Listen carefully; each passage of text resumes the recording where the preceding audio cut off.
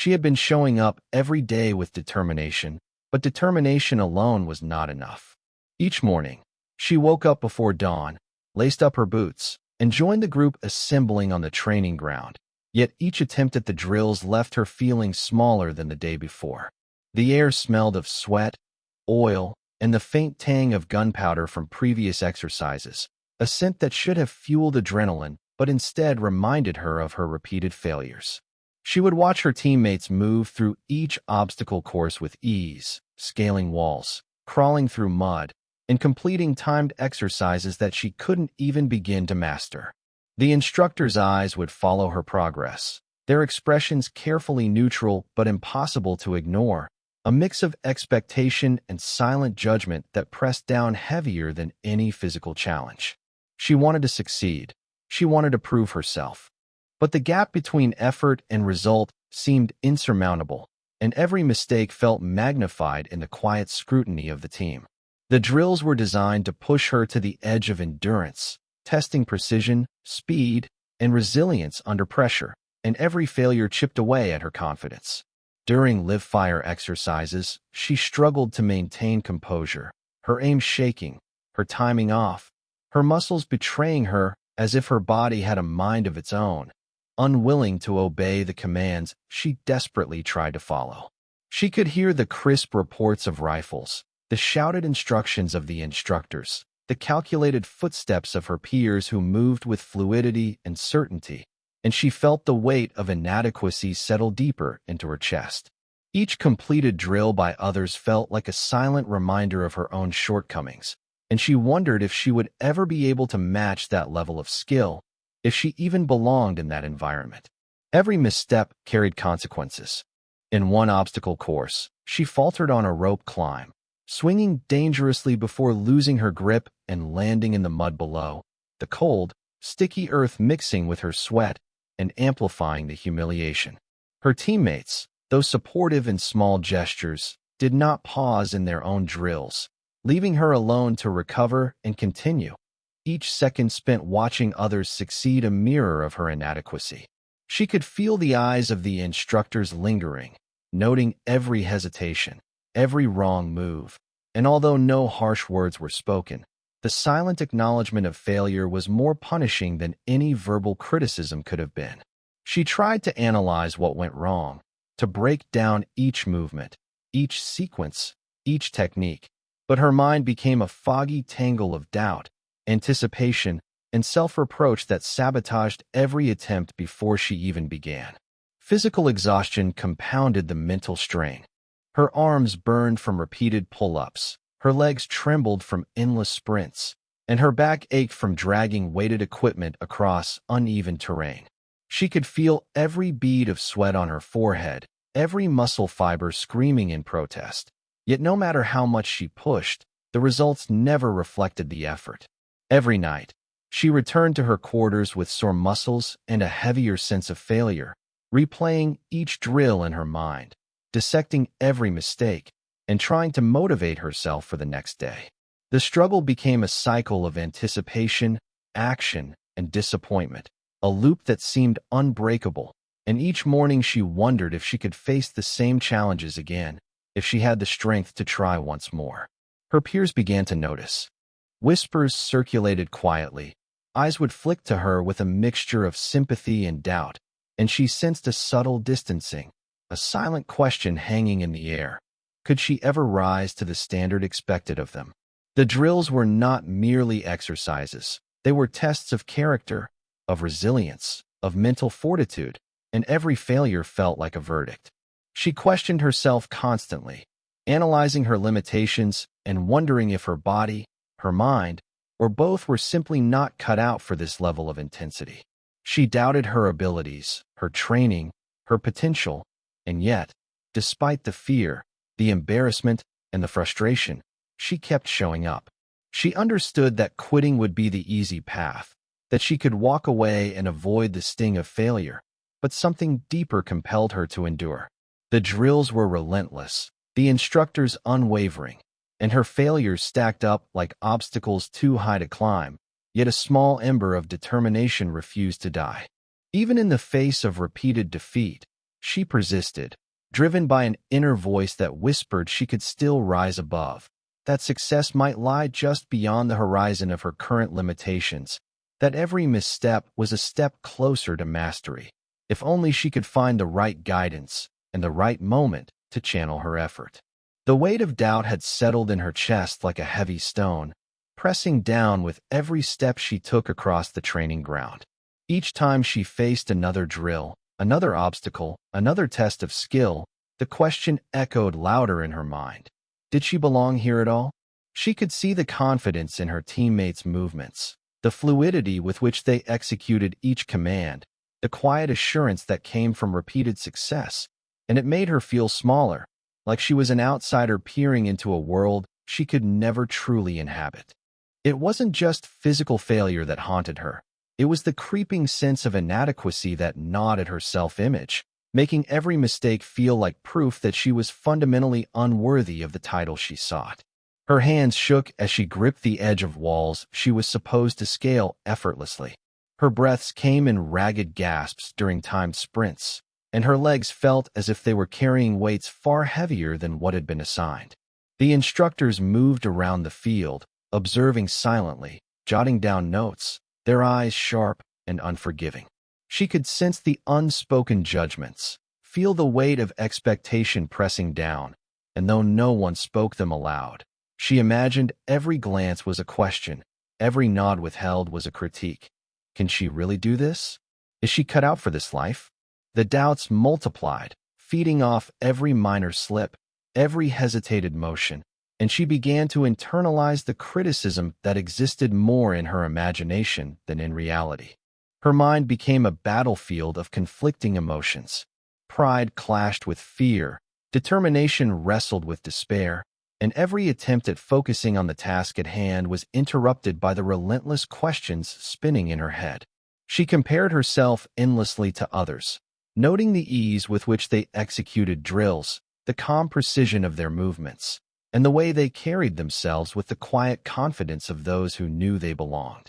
She tried to mirror them, to emulate their poise, to convince herself that effort alone could bridge the gap.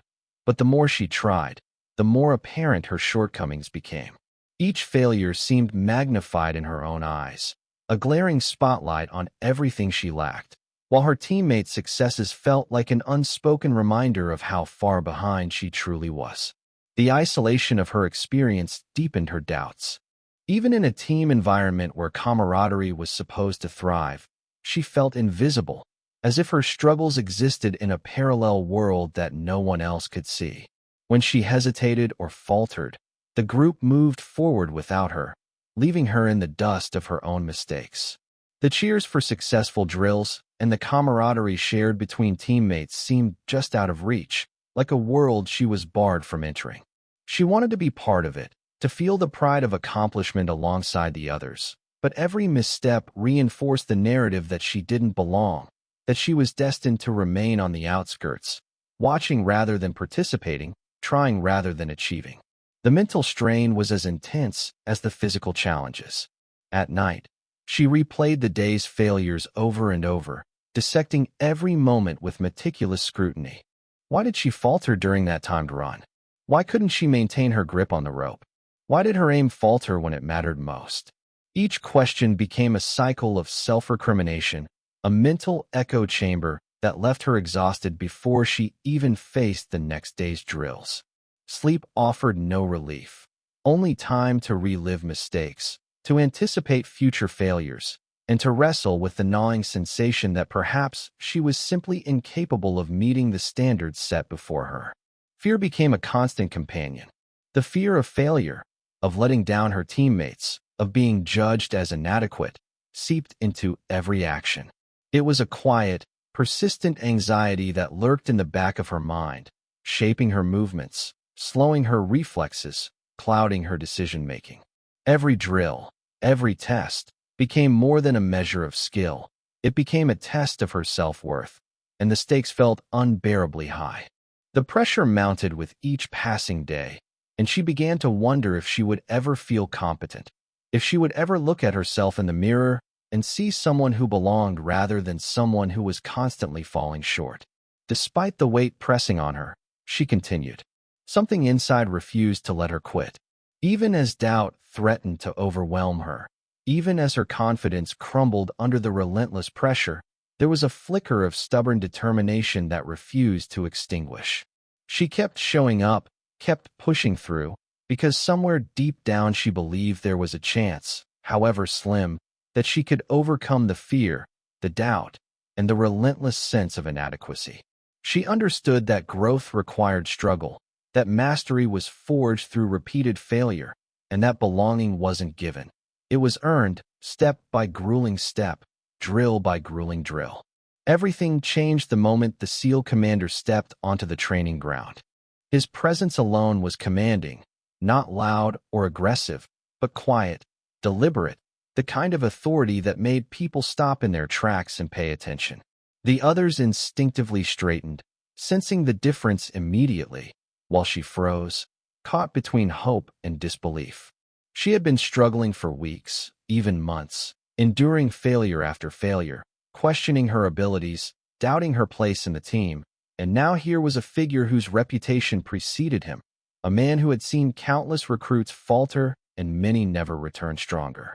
He was calm, measured, and every move he made radiated a confidence that could not be taught, only earned.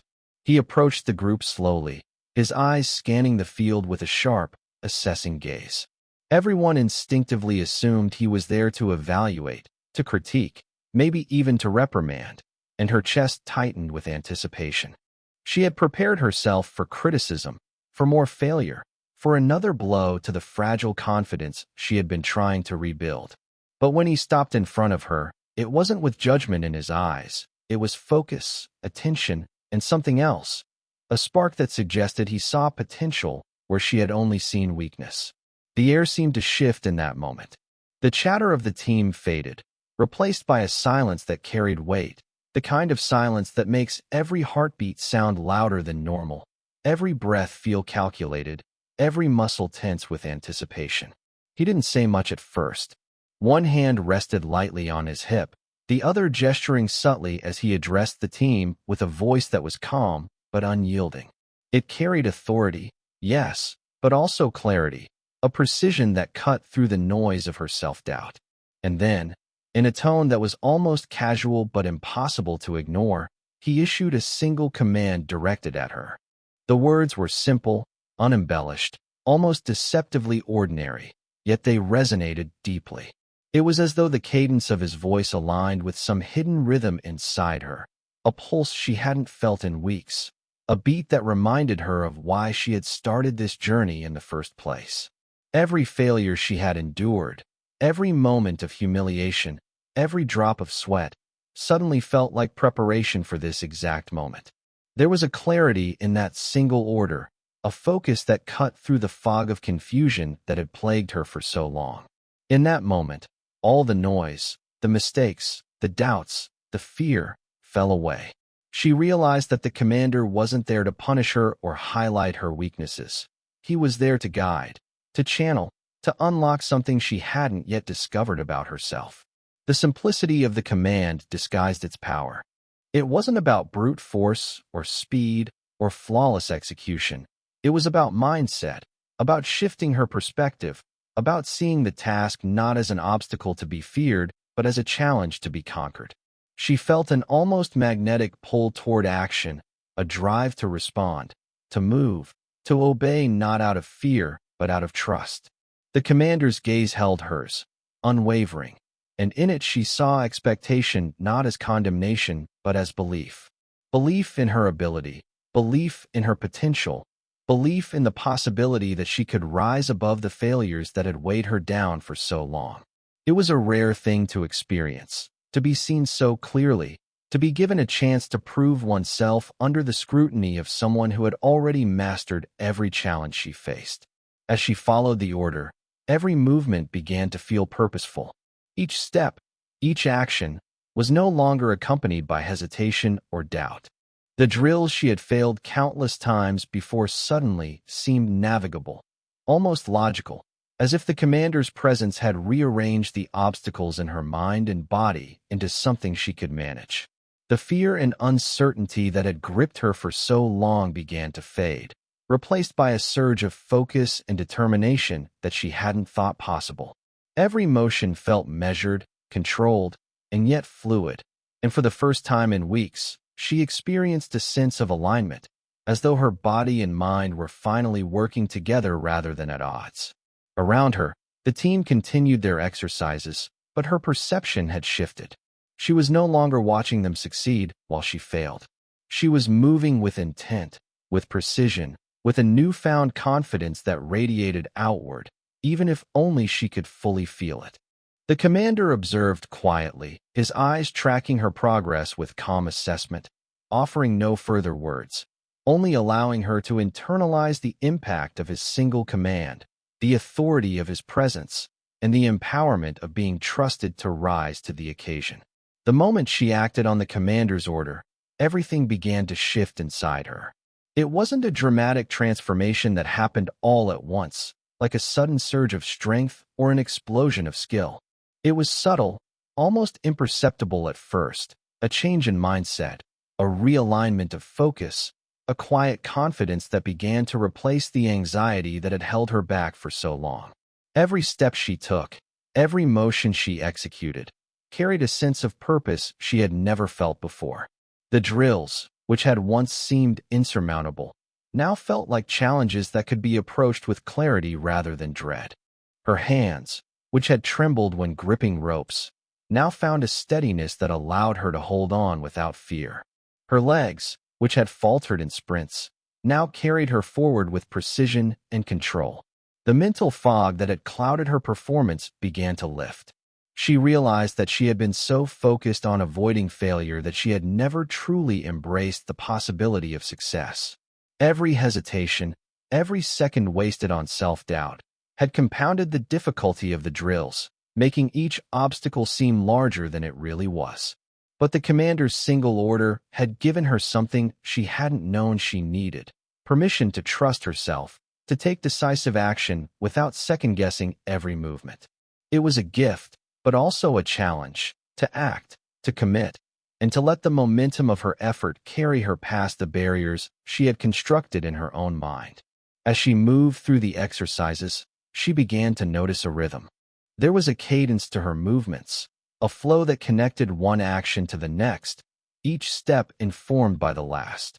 It was as if the commander's guidance had unlocked a part of her she had never accessed before, a version of herself capable of precision, speed, and adaptability under pressure. Every obstacle she encountered no longer inspired fear, but a sense of measured anticipation. She began to see patterns in the drills, subtle cues in the environment, and in the timing of her teammates, and she adapted instinctively, responding in ways she hadn't thought possible. The confidence she felt was contagious, even if it was quiet and internal at first. She could sense it in the way her movements became more assertive, in the way she carried herself across the field. Her peers began to notice the shift, subtle though it was. Eyes that had once held doubt now followed her with recognition, a tacit acknowledgement that something had changed. The commander watched with a calm intensity, but there was an unmistakable approval in his gaze. He had not done the work for her. He had not performed the drills himself. All he had done was give a single order, a catalyst that sparked a transformation she had to own herself. The impact extended beyond physical performance. Her mental resilience strengthened with each successive drill. Where she had previously faltered under pressure, she now found herself responding with adaptability. Mistakes still happened, but they no longer carried the paralyzing weight they once did. Instead of dwelling on error, she corrected quickly, adjusting her approach in real time, learning faster, and applying lessons instantly. The drills had transformed from tests of endurance into opportunities for mastery, and the difference in her mindset made all the difference. Her teammates, too, were affected by her transformation. Confidence, once rare and fragile in her presence, became more palpable. Others began to seek her out for guidance, for collaboration, for support in tackling drills that had once been her stumbling blocks. She realized that leadership wasn't about being flawless. It was about persistence, clarity of action, and the ability to inspire through example. The command that had been given to her was not just a tool for immediate success. It had created a foundation upon which she could build ongoing growth, resilience, and influence within the team. As she continued, the physical and mental elements of her performance began to synchronize. Muscle memory caught up with intention, reflexes matched reasoning, and her confidence fed on itself in a reinforcing cycle. What had once felt like impossible challenges became achievable goals, each one conquered, boosting her belief in what was possible. She had moved from hesitation to decisiveness, from self-doubt to self-assurance, from observer to active participant, fully engaged in the rhythm of the drills. Every movement, every step, every calculated breath now carried significance. She had internalized the lesson embedded in that single command, that focus, commitment, and trust in oneself could overcome obstacles that had previously seemed insurmountable.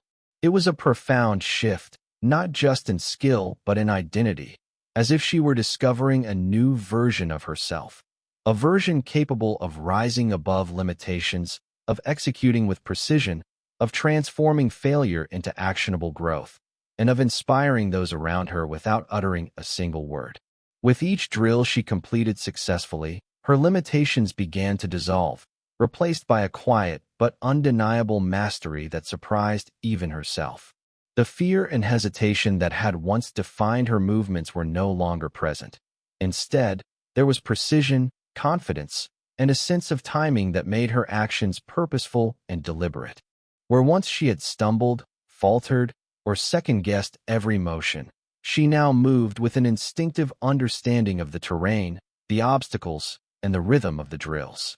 It was as if the commander's single order had not just unlocked a technique, but had recalibrated the way she approached every challenge, aligning her mind and body in perfect harmony. She began to notice the small victories first, moments where she executed a maneuver flawlessly, where her timing matched the complexity of the exercise, where she finished a drill without hesitation or error. These small triumphs accumulated like bricks building a foundation, each one reinforcing her belief that she could not only perform but excel. Her peers noticed, too, subtle expressions of respect replacing the glances of doubt, and whispers of encouragement that had been rare now became more frequent. Confidence was contagious, and as she embraced her own, the dynamic of the team began to shift subtly around her. She was no longer merely participating. She was contributing, influencing the flow of exercises with her improved performance. Mistakes still occurred, of course, but they no longer defined her. Each misstep became an opportunity to adapt, to recalibrate, and to learn, rather than a signal of failure. She developed a resilience that allowed her to recover quickly, to correct her form in real time, and to anticipate challenges before they fully manifested. The drills themselves, once daunting and overwhelming, now seemed like puzzles she could solve with creativity, agility, and determination. The physical obstacles were still demanding. The walls were still high, the mud still deep, the timed exercises still unforgiving, but she had transformed the way she engaged with them. What had once been intimidating became actionable, manageable, and even energizing. The sense of mastery was accompanied by a growing awareness of her own influence on others. Her teammates began to watch her approach to the drills, studying the methods she used to overcome obstacles, the way she maintained composure under pressure, the quiet confidence she now exuded. Without realizing it, she had become a model of persistence and adaptation, someone who demonstrated that failure was not final and that mastery was achievable with focus, guidance, and determination. This awareness added another layer to her growth. She was not only evolving for herself, but contributing to the development of the group as a whole. Her body, too, responded to the newfound focus. Movements became smoother, reflexes sharper, and stamina increased as mental clarity allowed her to conserve energy and apply force efficiently. Her muscles, once tense with fear and anticipation, now moved fluidly, responding naturally to the demands of each drill. She found herself completing sequences she had failed countless times before, sometimes with grace that surprised even the instructors. The physical transformation mirrored the mental one, reinforcing the truth that her potential had always existed. It simply needed the right guidance, the right moment, and the right mindset to emerge.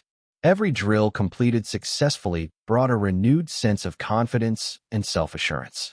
The fear that had haunted her, of letting herself down, of failing publicly, of being judged inadequate, was replaced by determination and a belief in her own capabilities.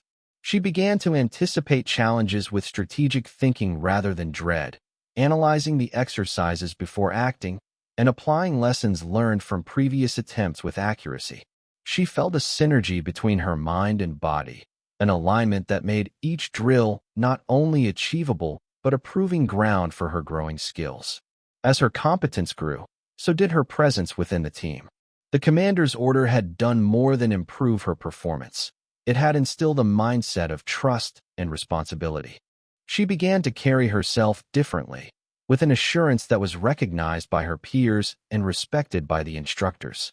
Her voice, once tentative during instructions or calls for coordination, now carried clarity and decisiveness.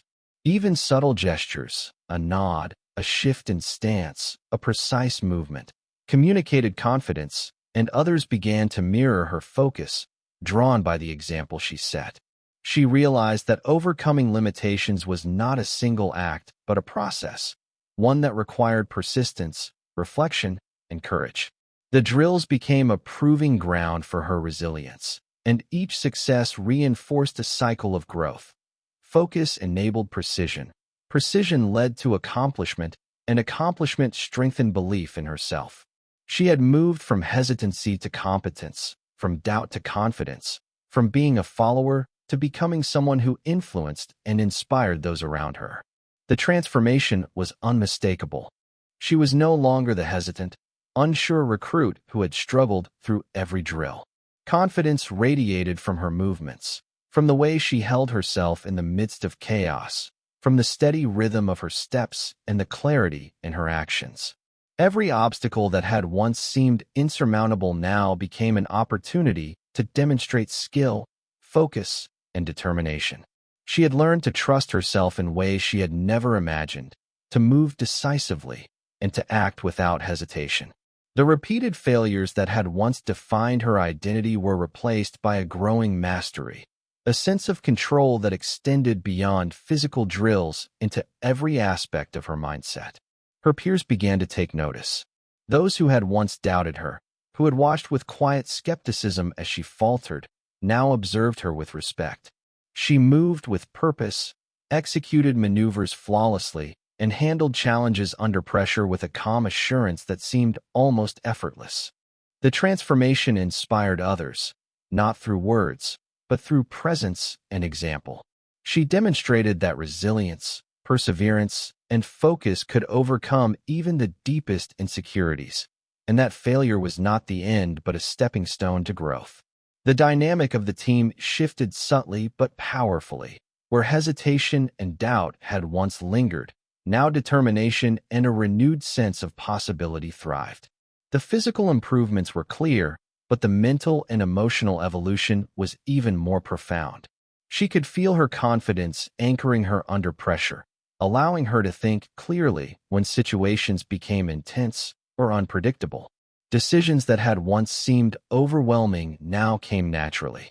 She had learned to read the environment, anticipate challenges, and respond effectively, all while maintaining composure.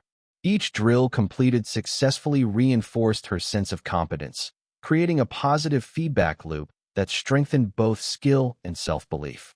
The lessons of persistence, adaptability, and focus had crystallized, giving her a foundation that would endure beyond the immediate context of training. She also began to recognize her own growth in terms of leadership. It wasn't about commanding others or asserting authority, but about demonstrating reliability and competence that drew others toward her. Teammates looked to her for guidance, for assurance, and for example. Her actions communicated lessons more powerfully than words ever could.